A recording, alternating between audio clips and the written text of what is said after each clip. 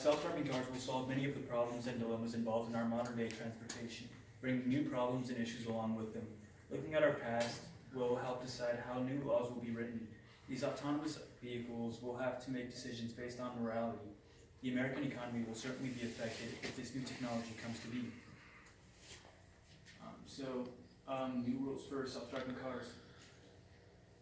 Cars can be and are controlled by flawed and error-prone humans. By going on to self-driving cars, we're going to get rid of the human equation, and there won't be humans driving around drunk or driving around distracted or sleepy and causing these accidents.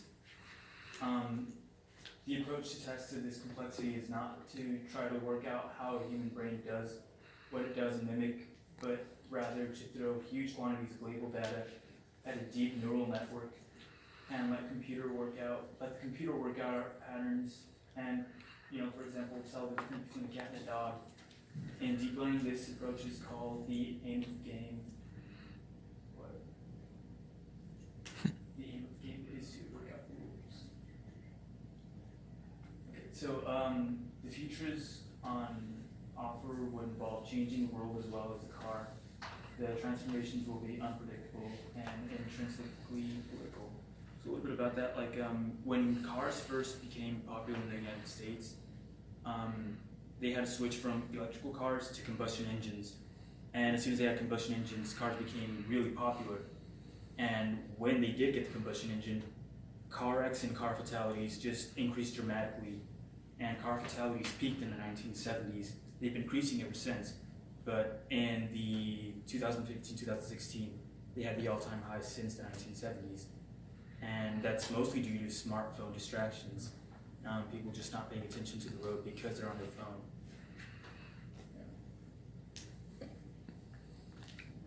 All the current science suggests that self-driving cars and car technology is set to benefit the same people who have benefited from the past technological change, and it's usually people that are already well off. And just a little bit about the regulation. Governments in the United States and elsewhere have held back from proactive regulation of self-driving cars. Demanding regulatory approval before these technologies hit the market would be a big shift.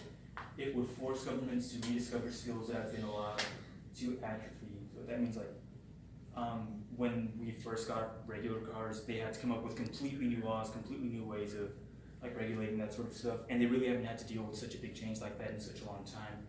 And self-driving cars would bring a dramatic change like that, and they just haven't had to deal with something that big in a while. And that's kind of what that's referring to a little bit there. And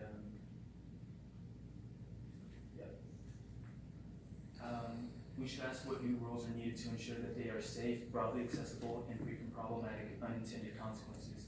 If the public does not have confidence in the future benefits of self-driving cars, the next autopilot crash may cause for more damage and controversy, jeopardizing the future of the technology. Governance should not continue to happen by accident.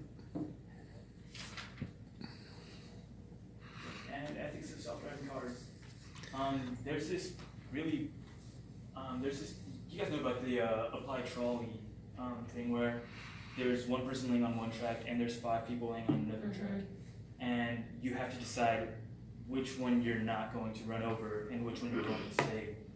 And self-driving cars could potentially be put in a situation like that, where you're driving down the road and you have the choice of running head-on into one car and maybe killing yourself and the other driver, or driving onto the sidewalk and maybe killing another person.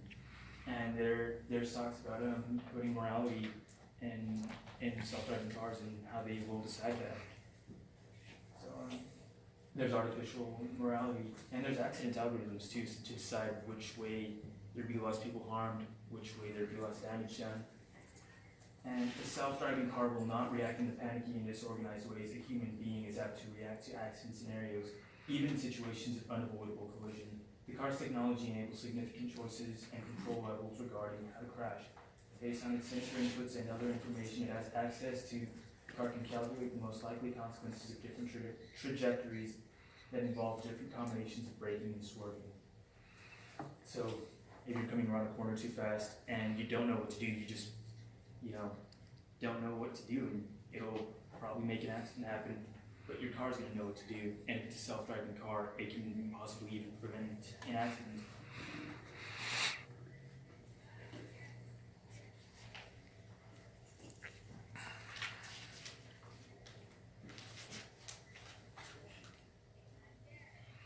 And self-driving cars and American job losses. So self-driving cars and blue-collar jobs. There's a lot of people working in blue-collar jobs, and a lot of people see these blue-collar transportation jobs as a ticket to the middle class. These people usually don't have a very, extensive education. They might have a high school diploma, but the most they have is a CDL license. But it's enough to get them to the middle class. They can afford to pay whatever they need to pay for, and they can live a modest lifestyle. And these cars jeopardize their livelihood. They could take it away. So is it worth getting these jobs if we're going to lose, or is it worth getting this technology if we're going to lose all those jobs? And these many people will lose their way of life. It's just a question. But another thing that it can do is help seniors and their independence. A lot of the elderly, they don't have a way to get around because they no longer have their license, and there's not very many people willing to go out and take them out. And they just need a way to get around. And a self-driving car could eliminate, both the elderly causing accidents, and they'll be more mobile later on into their life, just increasing their quality of life. And although there is a chance that autonomous automobiles won't come to be, the debates and topics involved with them are still ones of much interest. These new vehicles could face issues ranging from new legislation, competing with people for employment, and even making a decision in who is involved in an accident and who walks away unscathed. Technology is revolutionary. This has the power to change the way we go on about our day-to-day